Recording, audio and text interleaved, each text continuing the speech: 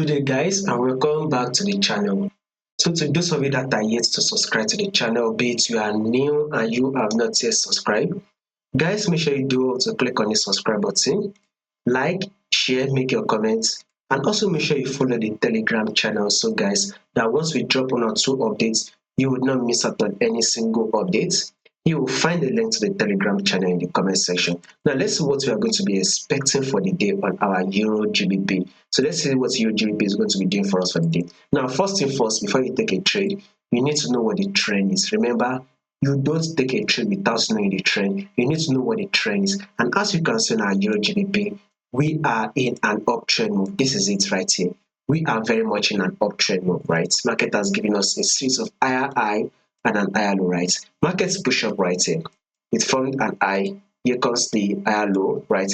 Market was able to push up again to form a new higher high. This is the higher low. Market then was able to push up again to form a new higher high. Here comes the higher low, right? Market did drop to form an higher low, right?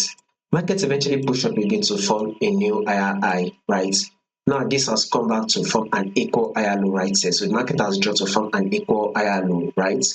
Now the market has formed an equal higher low, market eventually push up again to form a new high.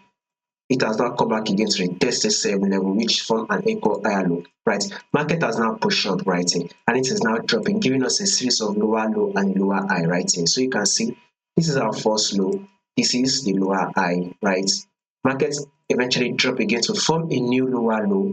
Here comes the lower high.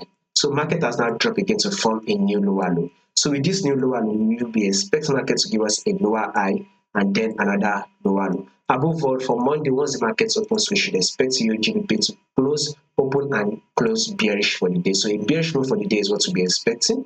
More updates on this will be covered for you guys. So make sure you subscribe if you've not done that yet. Like, share, make your comments, and also follow the Telegram. You will find the link to the Telegram channel in the comment section.